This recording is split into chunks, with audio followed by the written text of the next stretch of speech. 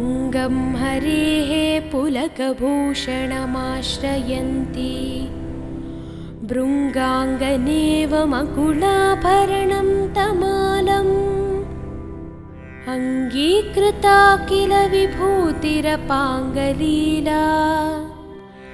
माङ्गल्यदास्तु मम मङ्गलदेवतायः मुक्ता मुहुर्विदधती वदने मुरारेः प्रेमत्रपा प्रणिहितानि गतागतानि मालादृशोर्मधुकरीव महोत्पलेया सा मे श्रियं दिशतु सागरसम्भवायाः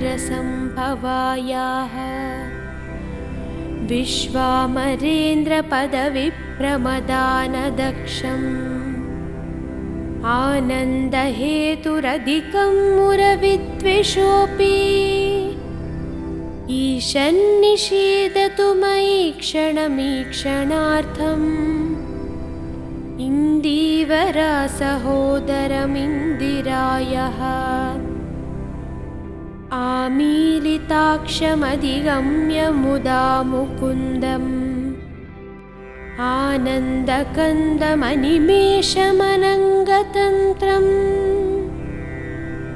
आकेकरस्थितकनीनपपक्षनेत्रम् भूत्यै भवेन्मम भुजङ्गशयाङ्गनायः कालाम्बुदाळिललितोरसिकैटभारेः धाराधरे स्फुरति या तटिदङ्गनेव मातुः समस्तजगतां महनीयमूर्ति भद्राणि मे दिशतु भार्गवनन्दनायः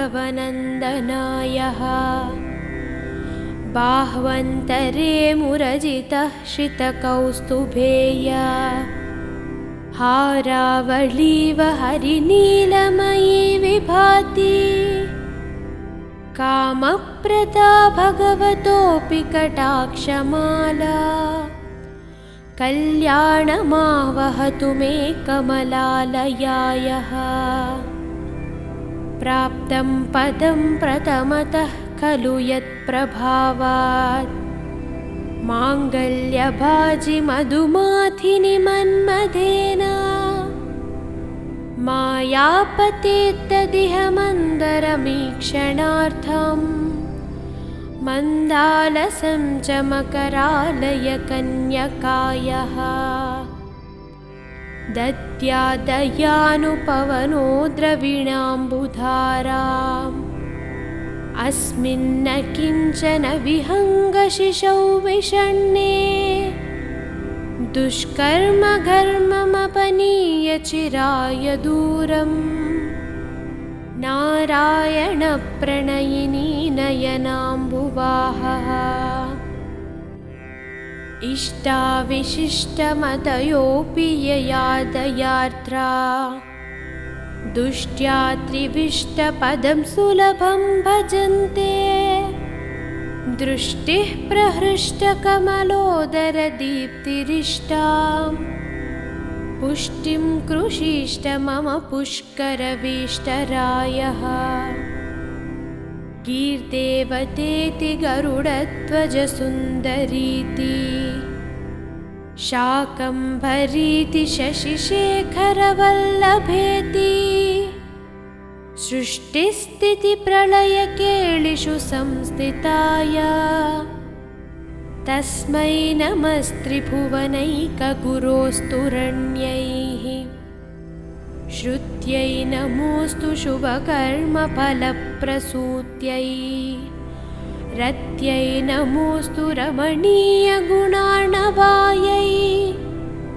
शक्त्यै नमोऽस्तु शतपत्रनिकेतनायै पुष्टै नमोऽस्तु पुरुषोत्तमवल्लभायै नमोऽस्तु नाळीकनिभासनायै नमोऽस्तु दुग्धोदधिजन्मभूम्यै नमोऽस्तु सोमामृतसोदरायै नमोऽस्तु नारायणवल्लभायै नमोऽस्तु हेमाम्बुजपीठिकायै नमोऽस्तु भूमण्डलनायकायै नमोऽस्तु देवादिदेवपरायै नमोऽस्तु शार्ङ्ग्यायुधवल्लभायै नमोऽस्तु देव्यै भृगुनन्दनायै नमोऽस्तु विष्णोरुरसिस्थितायै नमोऽस्तु लक्ष्म्यै कमलालयायै नमोऽस्तु दामोदरवल्लभायै नमोऽस्तु कान्त्यै कमलेक्षणायै नमोऽस्तु भूत्यै भुवनप्रसूत्यै नमोऽस्तु देवादिभिः अर्चितायै नमोऽस्तु नन्दात्मजवल्लभायै सम्पत्कराणि सकलेन्द्रियनन्दनानि साम्राज्यदाननिरतानि सरोरुहाणि त्वद्वन्दनानि दुरिताहरणोद्यतानि मामेव मातरनिशं कलयन्तु मान्ये यत्कट्कटाक्षमुपसानविधिः वाह सेवकस्य सकलार्थसम्पदाः सन्तनोति वचनाङ्गमानसैः त्वां मुरारिहृदयेश्वरीं भजे सरसिजनयने सरोजहस्ते धवलतरां शुकगन्धमाल्यशोभे भगवति हरिवल्लभे मनोज्ञे त्रिभुवनभूतिकरी प्रसीद मह्यम् दिग्बस्तिभिः कनककुम्भमुखावसृष्टा स्वर्वाहिनी विमलचारुजलाप्लुताङ्गी प्रातर्नमामि जगतां जननीमशेषा लोकाधिनाथगृहिणीममृताब्धिपुत्रीम् कमले कमलाक्षवल्लभे त्वं करुणापुरतरङ्गितैः अपाङ्गैः अवलोकय मामकिञ्चनानां कमले कमलाक्षवल्लभे त्वं करुणापुरतरङ्गितैः अपाङ्गैः अवलोकय मामकिञ्चनानां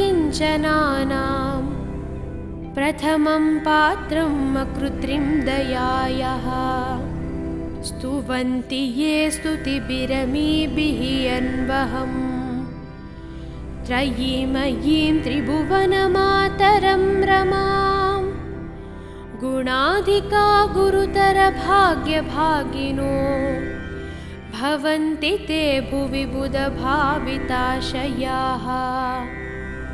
बिल्वाटवीमध्यलसत्सरोजे सहस्रपत्रे सुखसन्निविष्टाम्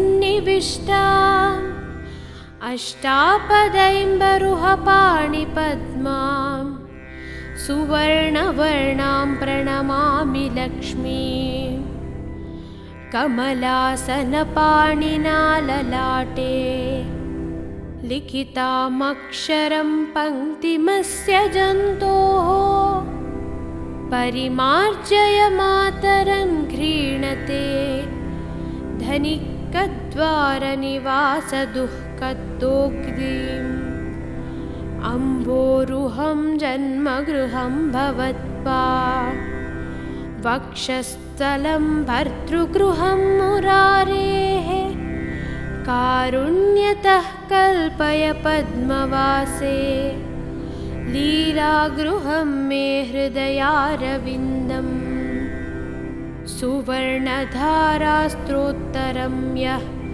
शङ्कराचार्यनिर्मितं त्रिसन्ध्यं यः पठेन्नित्यं स कुबेरसमो भवेत्। अङ्गं हरेः पुलकभूषणमाश्रयन्ती भृङ्गाङ्गनेव मकुलाभरणं तमालम् अङ्गीकृता किल विभूतिरपाङ्गलीला माङ्गल्यदास्तु मम मङ्गलदेवतायः।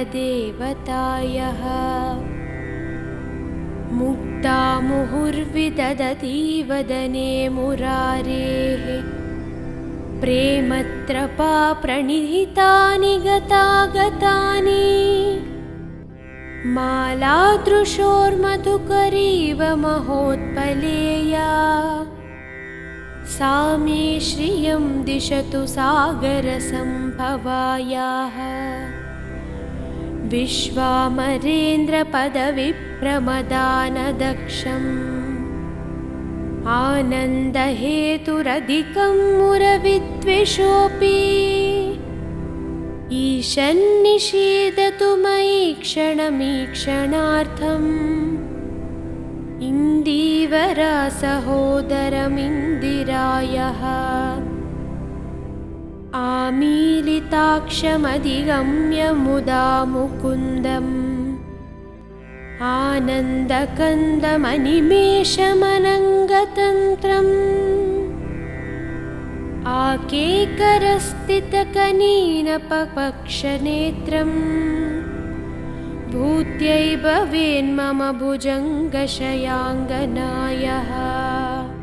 कालाम्बुदाळिललितोरसिकैटभारेः धाराधरे स्फुरति या तटिदङ्गनेव मातुः समस्तजगतां महनीयमूर्ति भद्राणि मे दिशतु भार्गवनन्दनायः।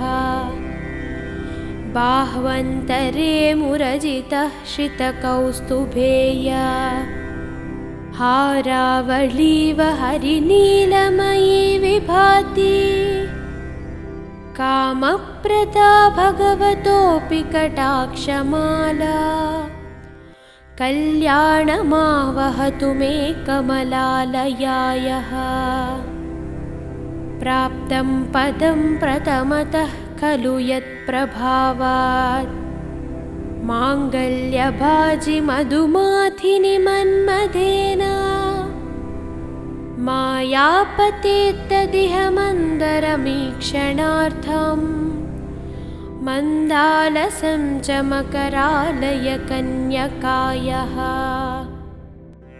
दद्यादयानुपवनो द्रविणाम्बुधाराम्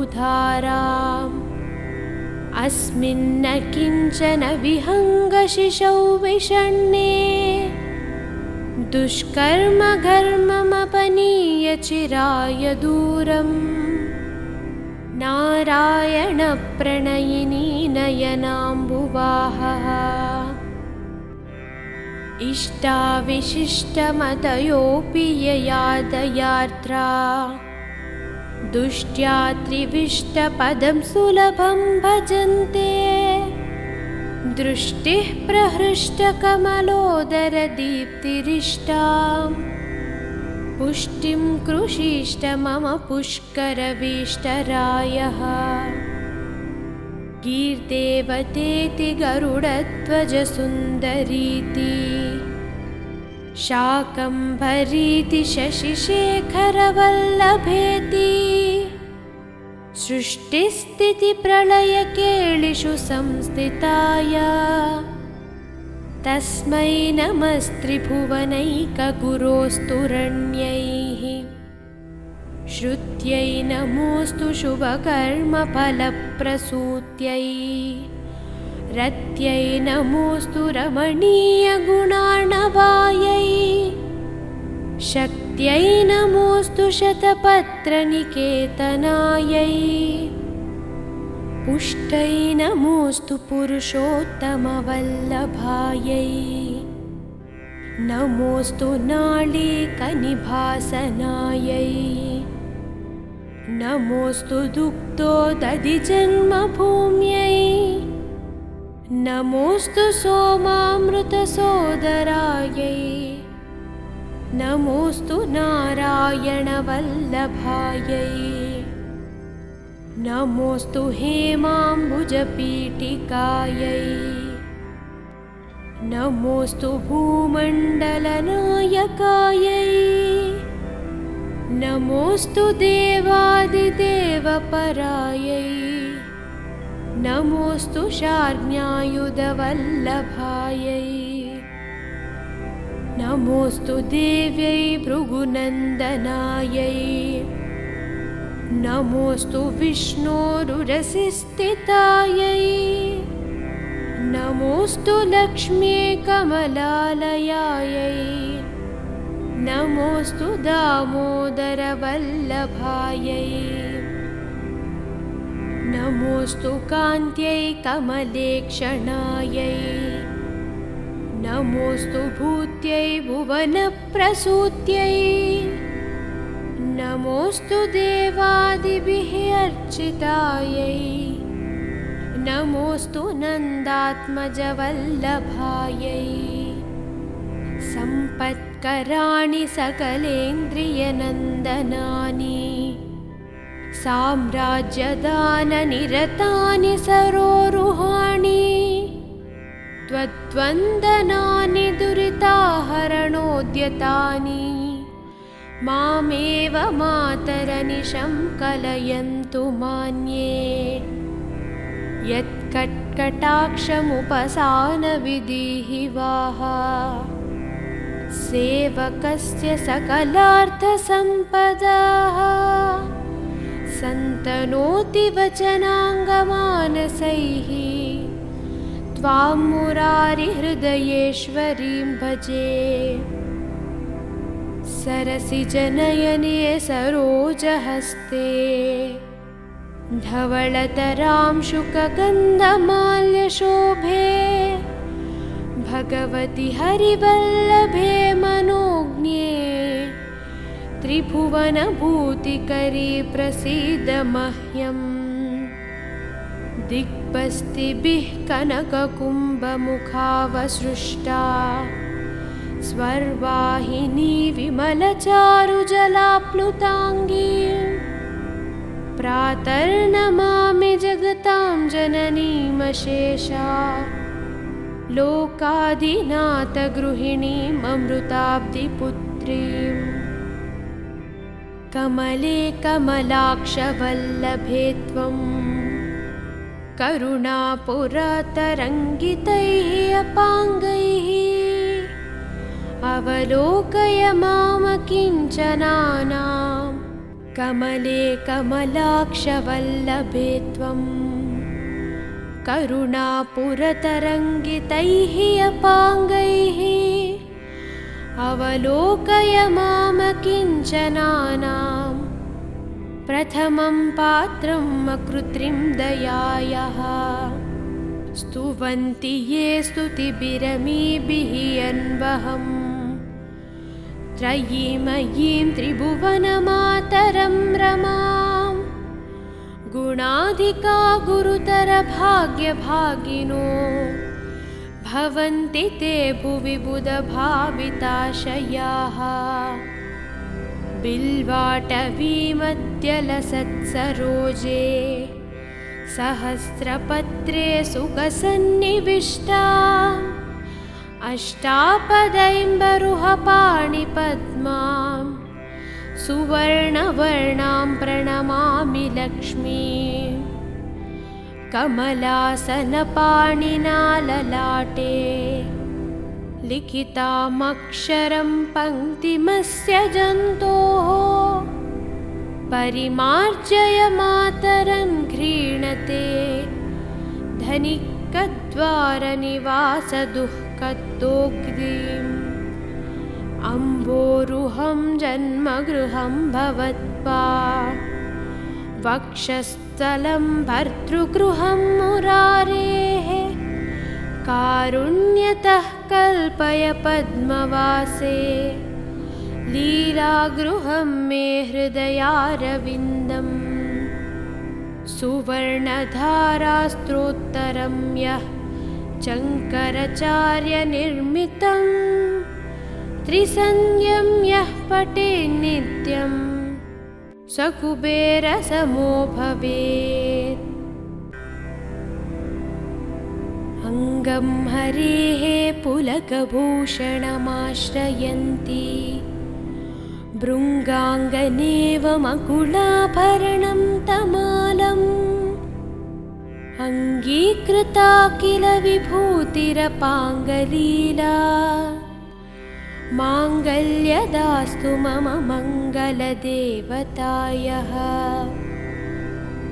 मुक्ता मुहुर्विदधती वदने मुरारेः प्रेमत्रपा प्रणिहितानि गतागतानि मालादृशोर्मधुकरीव महोत्पलेया सा मे श्रियं दिशतु सागरसम्भवायाः।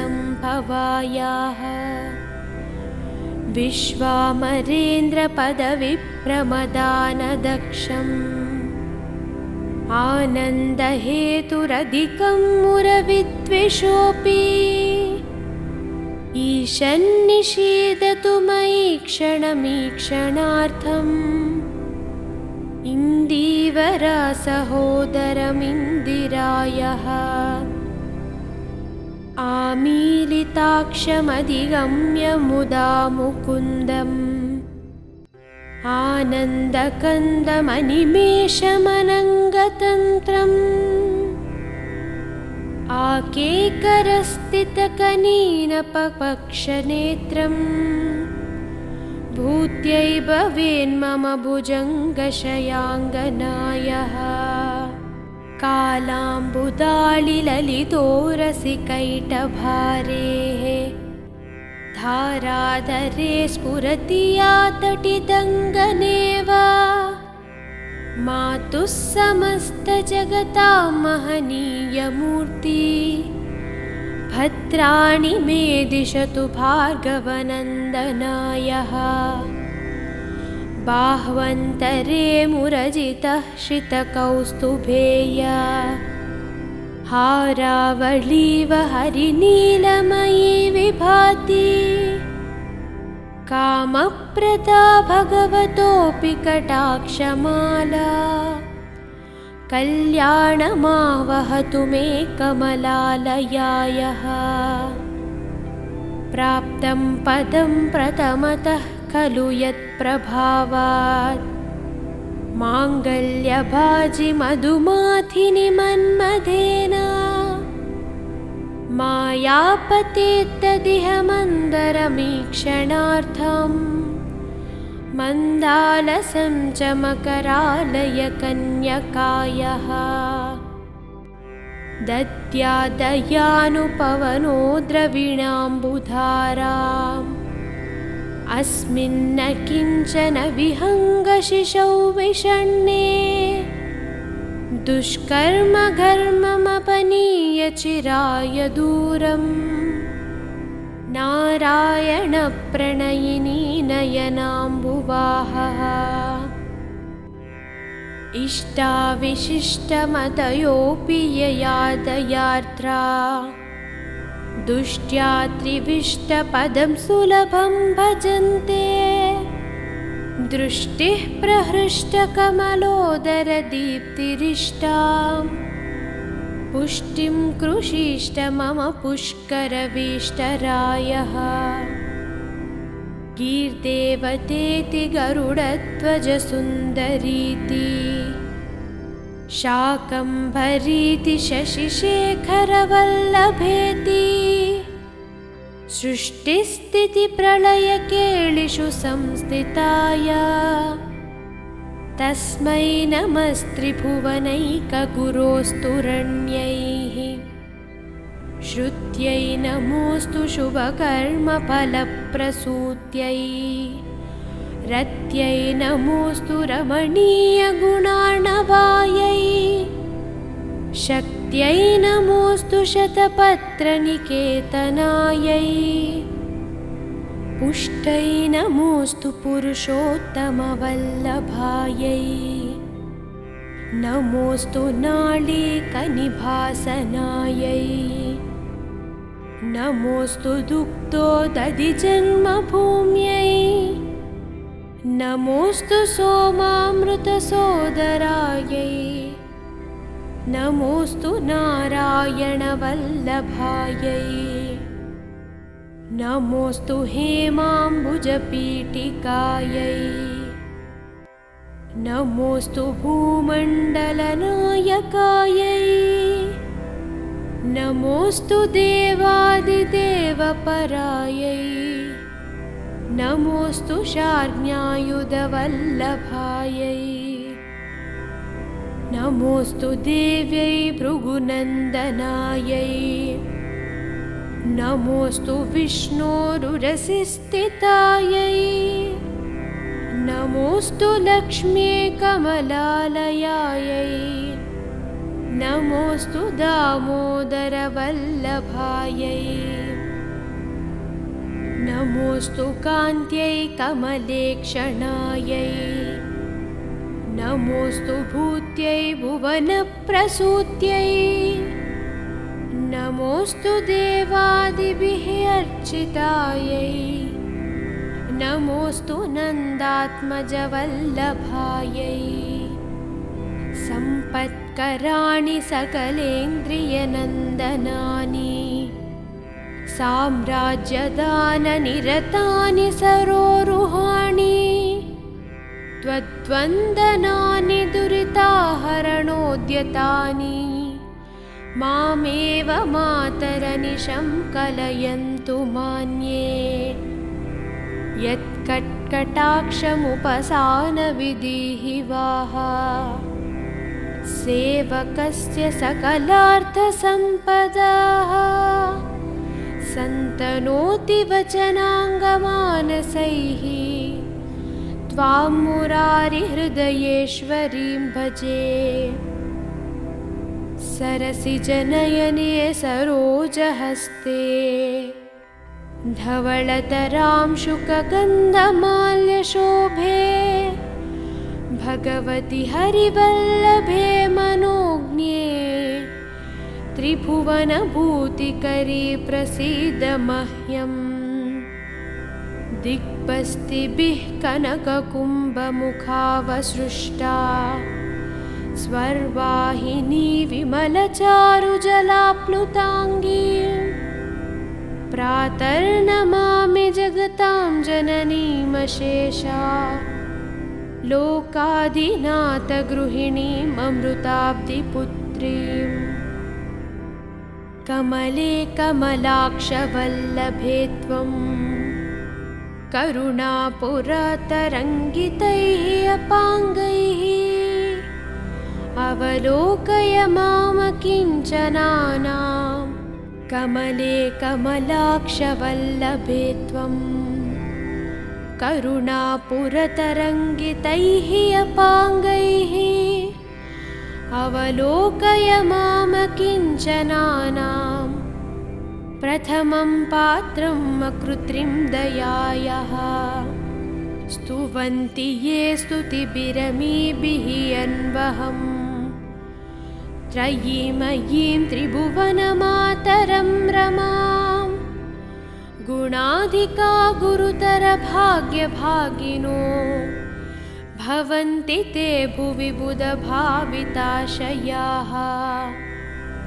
बिल्वाटवीमध्यलसत्सरोजे सहस्रपत्रे सुखसन्निविष्टा अष्टापदैम्बरुहपाणिपद्मां सुवर्णवर्णां प्रणमामि लक्ष्मीं कमलासनपाणिना ललाटे लिखितामक्षरं पङ्क्तिमस्य जन्तोः परिमार्जय मातरं घ्रीणते धनिकद्वारनिवासदुःखदोग्धिम् अम्बोरुहं जन्मगृहं भवत्पा वक्षस्थले स्थलं भर्तृगृहं मुरारेः कारुण्यतः कल्पय पद्मवासे लीलागृहं मे हृदयारविन्दम् सुवर्णधारास्त्रोत्तरं यः शङ्कराचार्यनिर्मितं त्रिसन्ध्यं यः पठेन्नित्यं स कुबेरसमो भवेत्। अङ्गं हरेः पुलकभूषणमाश्रयन्ती भृङ्गाङ्गनेव मकुलाभरणं तमालम् अङ्गीकृता किल विभूतिरपाङ्गलीला माङ्गल्यदास्तु मम मङ्गलदेवतायः। मुक्ता मुहुर्विदधती वदने मुरारेः प्रेमत्रपा प्रणिहितानि गतागतानि मालादृशोर्मधुकरीव महोत्पलेया सा मे श्रियं दिशतु सागरसम्भवायाः। विश्वामरेन्द्रपदविप्रमदानदक्षम् आनन्दहेतुरधिकं मुरविद्वेषोऽपि ईशन्निषेधतु मयि क्षणमीक्षणार्थम् इन्दीवरसहोदरमिन्दिरायः। आमीलिताक्षमधिगम्य मुदा मुकुन्दम् आनन्दकन्दमनिमेषमनङ्गतन्त्रम् आकेकरस्थितकनीनपपक्षनेत्रम् भूत्यै भवेन्मम भुजङ्गशयाङ्गनायः। कालाम्बुदाळिललितोरसिकैटभारेः धाराधरे स्फुरति या तटिदङ्गनेव मातुः समस्तजगतां महनीयमूर्ति भद्राणि मे दिशतु भार्गवनन्दनायः। बाह्वन्तरे मुरजितः श्रितकौस्तुभेया हारावळीव हरिनीलमयी विभाति कामप्रदा भगवतोऽपि कटाक्षमाला कल्याणमावहतु मे कमलालयायः। प्राप्तं पदं प्रथमतः खलु यत्प्रभावात् माङ्गल्यभाजि मधुमाथिनि मन्मथेन मायापतेत्तदिह मन्दरमीक्षणार्थम् मन्दालसं च मकरालय कन्यकायः।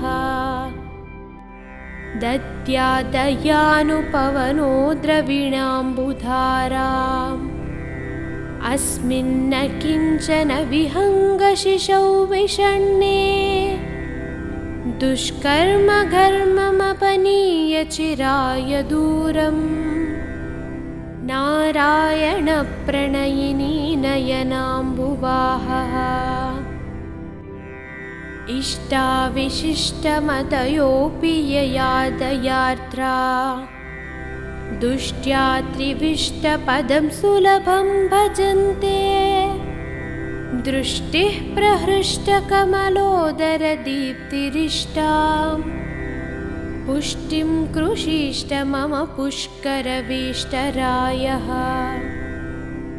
गीर्देवतेति गरुडध्वजसुन्दरीति शाकम्भरीति शशिशेखरवल्लभेति सृष्टिस्थितिप्रलयकेलिषु संस्थिताय तस्मै नमस्त्रिभुवनैकगुरोस्तुरण्यैः।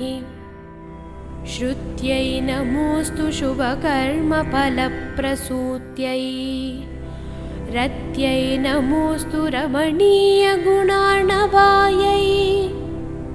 शक्त्यै नमोऽस्तु शतपत्रनिकेतनायै पुष्टै नमोऽस्तु पुरुषोत्तमवल्लभायै नमोऽस्तु नाळीकनिभासनायै नमोऽस्तु दुग्धोदधिजन्मभूम्यै नमोऽस्तु सोमामृतसोदरायै नमोऽस्तु नारायणवल्लभायै नमोऽस्तु हेमाम्बुजपीठिकायै नमोऽस्तु भूमण्डलनायकायै नमोऽस्तु देवादिदेवपरायै नमोऽस्तु शार्ङ्ग्यायुधवल्लभायै नमोऽस्तु देव्यै भृगुनन्दनायै नमोऽस्तु विष्णोरुरसिस्थितायै नमोऽस्तु लक्ष्म्यै कमलालयायै नमोऽस्तु दामोदरवल्लभायै नमोऽस्तु कान्त्यै कमलेक्षणायै नमोऽस्तु भूत्यै भुवनप्रसूत्यै नमोऽस्तु देवादिभिः अर्चितायै नमोऽस्तु नन्दात्मजवल्लभायै सम्पत्कराणि सकलेन्द्रियनन्दनानि साम्राज्यदाननिरतानि सरोरुहाणि त्वद्वन्दनानि दुरिताहरणोद्यतानि मामेव मातरनिशं कलयन्तु मान्ये यत्कट्कटाक्षमुपसानविधिः वाह सेवकस्य सकलार्थसम्पदाः सन्तनोति वचनाङ्गमानसैः त्वां मुरारिहृदयेश्वरीं भजे सरसिजनयने सरोजहस्ते धवलतरां शुकगन्धमाल्यशोभे भगवति हरिवल्लभे मनोज्ञे त्रिभुवनभूतिकरी प्रसीद मह्यम् दिग्बस्तिभिः कनककुम्भमुखावसृष्टा स्वर्वाहिनी विमलचारुजलाप्लुताङ्गी प्रातर्नमामि जगतां जननीमशेषा लोकाधिनाथगृहिणीममृताब्धिपुत्रीम् कमले कमलाक्षवल्लभे त्वं करुणापुरतरङ्गितैः अपाङ्गैः अवलोकय मामकिञ्चनानां कमले कमलाक्षवल्लभे त्वं करुणापुरतरङ्गितैः अपाङ्गैः अवलोकय मामकिञ्चनानां प्रथमं पात्रं अकृत्रिं दयायाः स्तुवन्ति ये स्तुतिभिरमीभिः अन्वहम् त्रयीमयीं त्रिभुवनमातरं रमां गुणाधिका गुरुतरभाग्यभागिनो भवन्ति ते भुवि बुधभाविताशयाः बिल्वाटवीमध्यलसत्सरोजे सहस्रपत्रे सुखसन्निविष्टा अष्टापदैम्बरुहपाणिपद्मां सुवर्णवर्णां प्रणमामि लक्ष्मीं कमलासनपाणिना ललाटे लिखितामक्षरं पङ्क्तिमस्य जन्तोः परिमार्जय मातरं घ्रीणते कद्वारनिवासदुःखदोग्धिम् अम्बोरुहं जन्मगृहं भवत्वा वक्षस्थलं भर्तृगृहं मुरारेः कारुण्यतः कल्पय पद्मवासे लीलागृहं मे हृदयारविन्दम् सुवर्णधारास्त्रोत्तरं यः शङ्कराचार्यनिर्मितं त्रिसन्ध्यं यः पठेन्नित्यं स कुबेरसमो भवेत्। अङ्गं हरेः पुलकभूषणमाश्रयन्ती भृङ्गाङ्गनेव मकुलाभरणं तमालम् अङ्गीकृता किल विभूतिरपाङ्गलीला माङ्गल्यदास्तु मम मङ्गलदेवतायः।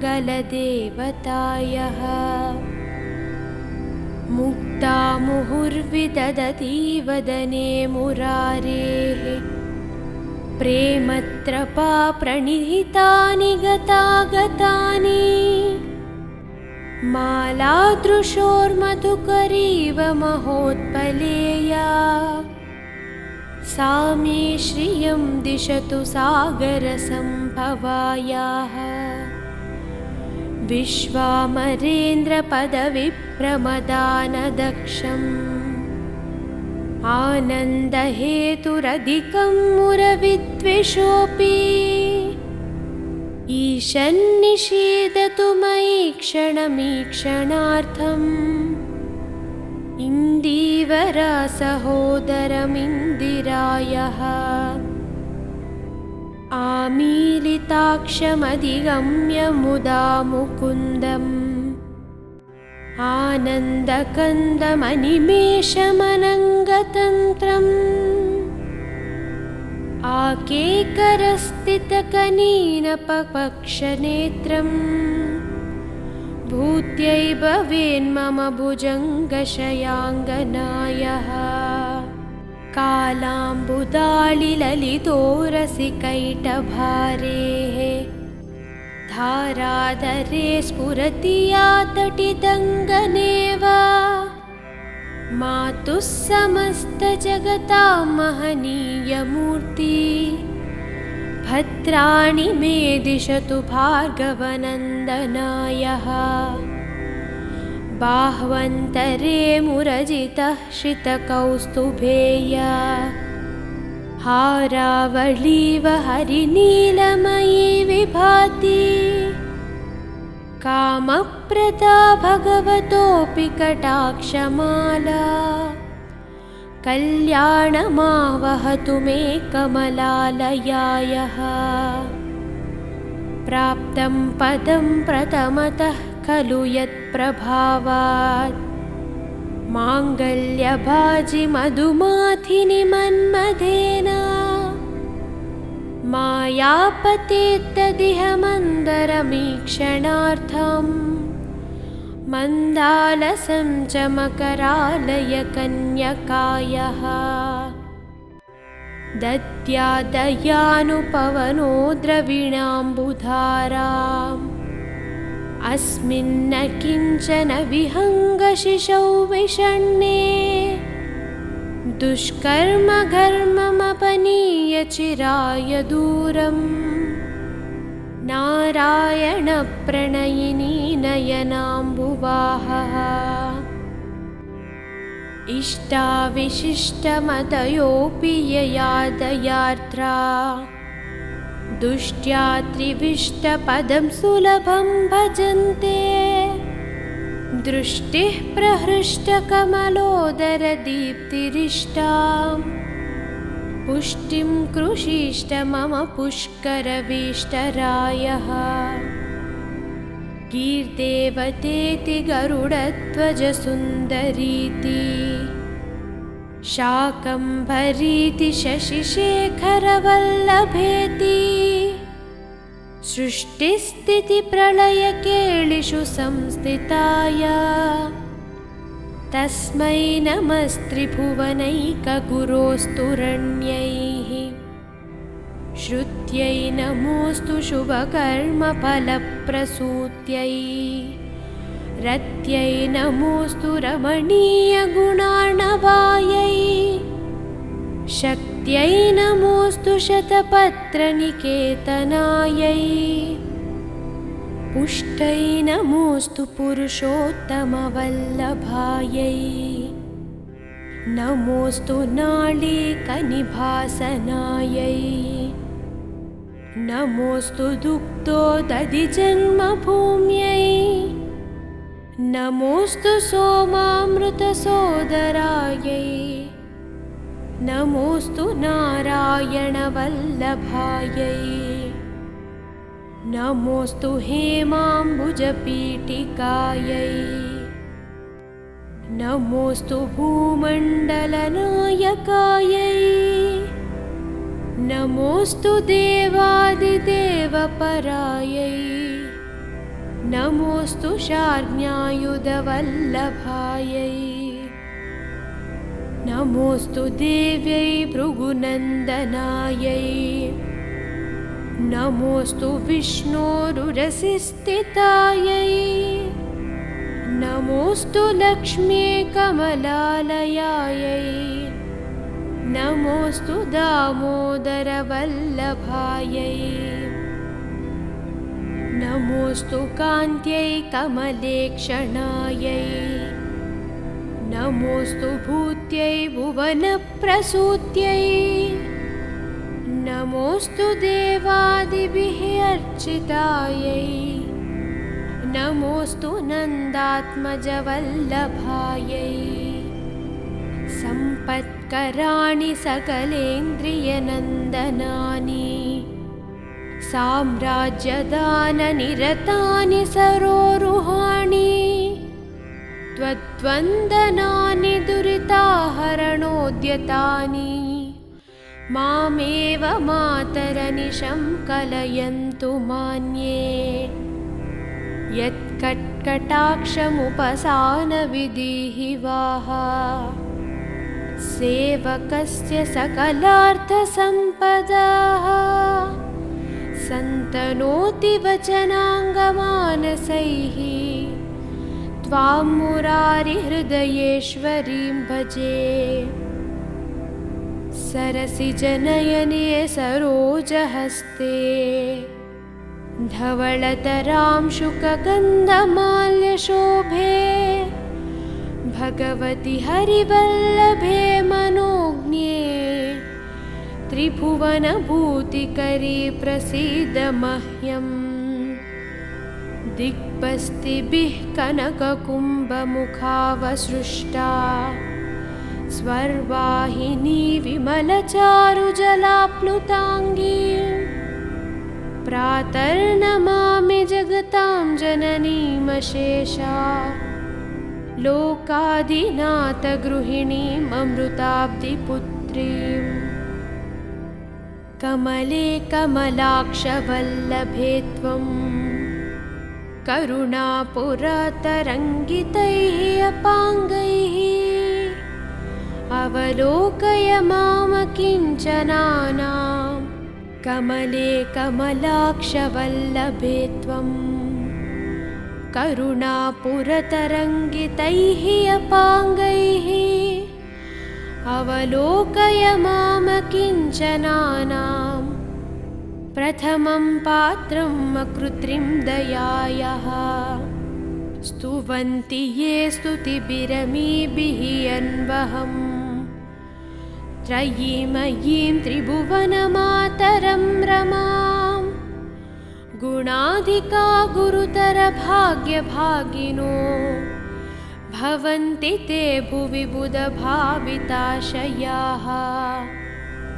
बिल्वाटवीमध्यलसत्सरोजे सहस्रपत्रे सुखसन्निविष्टा अष्टापदैम्बरुहपाणिपद्मां सुवर्णवर्णां प्रणमामि लक्ष्मीं कमलासनपाणिना ललाटे लिखितामक्षरं पङ्क्तिमस्य जन्तोः परिमार्जय मातरं घ्रीणते धनिकद्वारनिवासदुःखदोग्धिम् अम्बोरुहं जन्मगृहं भवत्वा वक्षस्थलं भर्तृगृहं मुरारेः कारुण्यतः कल्पय पद्मवासे लीलागृहं मे हृदयारविन्दम् सुवर्णधारास्त्रोत्तरं यः शङ्कराचार्यनिर्मितं त्रिसन्ध्यं यः पठेन्नित्यं स कुबेरसमो भवेत्। अङ्गं हरेः पुलकभूषणमाश्रयन्ती भृङ्गाङ्गनेव मकुलाभरणं तमालम् अङ्गीकृता किल विभूतिरपाङ्गलीला माङ्गल्यदास्तु मम मङ्गलदेवतायः। मुक्ता मुहुर्विदधती वदने मुरारेः प्रेमत्रपा प्रणिहितानि गतागतानि मालादृशोर्मधुकरीव महोत्पलेया सा मे श्रियं दिशतु सागरसम्भवायाः। विश्वामरेन्द्रपदविप्रमदानदक्षम् आनन्दहेतुरधिकं मुरविद्वेषोऽपि ईशन्निषेधतु मयि क्षणमीक्षणार्थम् इन्दीवरसहोदरमिन्दिरायः। आमीलिताक्षमधिगम्य मुदा मुकुन्दम् आनन्दकन्दमनिमेषमनङ्गतन्त्रम् आकेकरस्थितकनीनपपक्षनेत्रम् भूत्यै भवेन्मम भुजङ्गशयाङ्गनायः।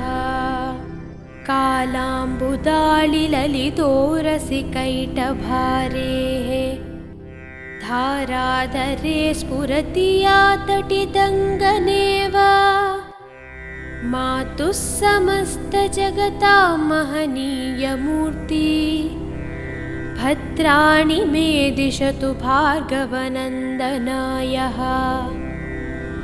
बाह्वन्तरे मुरजितः श्रितकौस्तुभेया हारावळीव हरिनीलमयी विभाति कामप्रदा भगवतोऽपि कटाक्षमाला कल्याणमावहतु मे कमलालयायः।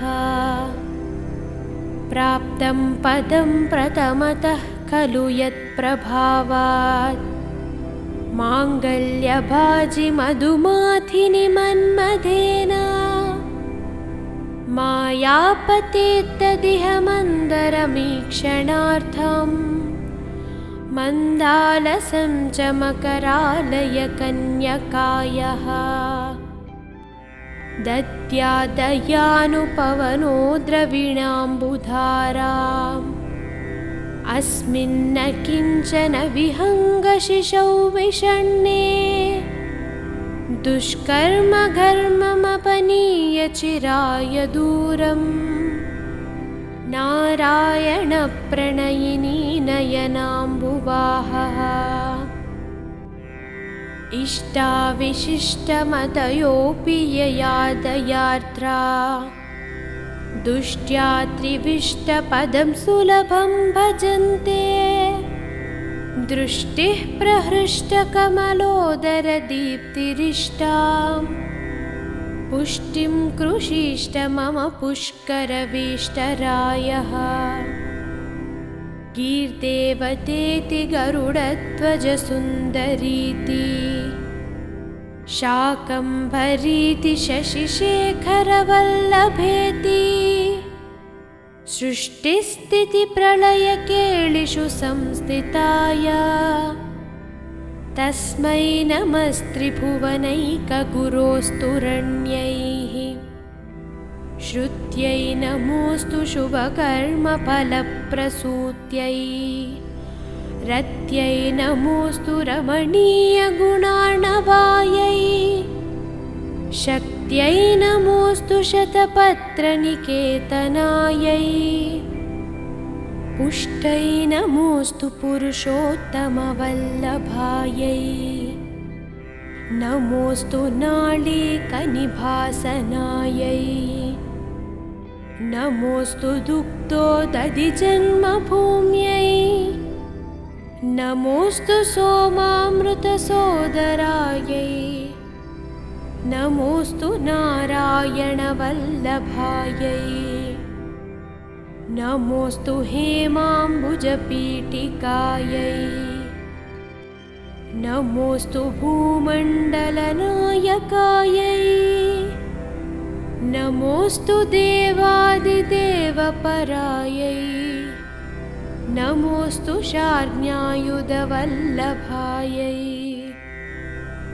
नमोऽस्तु देव्यै भृगुनन्दनायै नमोऽस्तु विष्णोरुरसिस्थितायै नमोऽस्तु लक्ष्म्यै कमलालयायै नमोऽस्तु दामोदरवल्लभायै नमोऽस्तु कान्त्यै कमलेक्षणायै नमोऽस्तु भूत्यै भुवनप्रसूत्यै नमोऽस्तु देवादिभिः अर्चितायै नमोऽस्तु नन्दात्मजवल्लभायै सम्पत्कराणि सकलेन्द्रियनन्दनानि साम्राज्यदाननिरतानि सरोरुहाणि त्वद्वन्दनानि दुरिताहरणोद्यतानि मामेव मातरनिशं कलयन्तु मान्ये यत्कट्कटाक्षमुपसानविधिः वाह सेवकस्य सकलार्थसम्पदाः सन्तनोति वचनाङ्गमानसैः त्वां मुरारिहृदयेश्वरीं भजे सरसिजनयने सरोजहस्ते धवलतरां शुकगन्धमाल्यशोभे भगवति हरिवल्लभे मनोज्ञे त्रिभुवनभूतिकरी प्रसीद मह्यम् दिग्बस्तिभिः कनककुम्भमुखावसृष्टा स्वर्वाहिनी विमलचारुजलाप्लुताङ्गी प्रातर्नमामि जगतां जननीमशेषा लोकाधिनाथगृहिणीममृताब्धिपुत्रीम् कमले कमलाक्षवल्लभे त्वं करुणापुरतरङ्गितैः अपाङ्गैः अवलोकय मामकिञ्चनानां कमले कमलाक्षवल्लभे त्वं करुणापुरतरङ्गितैः अपाङ्गैः अवलोकय मामकिञ्चनानां प्रथमं पात्रं अकृत्रिं दयायाः स्तुवन्ति ये स्तुतिभिरमीभिः अन्वहम् त्रयीमयीं त्रिभुवनमातरं रमां गुणाधिका गुरुतरभाग्यभागिनो भवन्ति ते भुवि बुधभाविताशयाः बिल्वाटवीमध्यलसत्सरोजे सहस्रपत्रे सुखसन्निविष्टा अष्टापदैम्बरुह पाणिपद्मां सुवर्णवर्णां प्रणमामि लक्ष्मीं कमलासनपाणिना ललाटे लिखितामक्षरं पङ्क्तिमस्य जन्तोः परिमार्जय मातरं घ्रीणते धनिकद्वारनिवासदुःखदोग्धिम् अम्भोरुहं जन्मगृहं भवत्पा वक्षस्थलं भर्तृगृहं मुरारेः कारुण्यतः कल्पय पद्मवासे लीलागृहं मे हृदयारविन्दम् सुवर्णधारास्त्रोत्तरं यः शङ्कराचार्यनिर्मितं त्रिसन्ध्यं यः पठेन्नित्यं स कुबेरसमो भवेत्।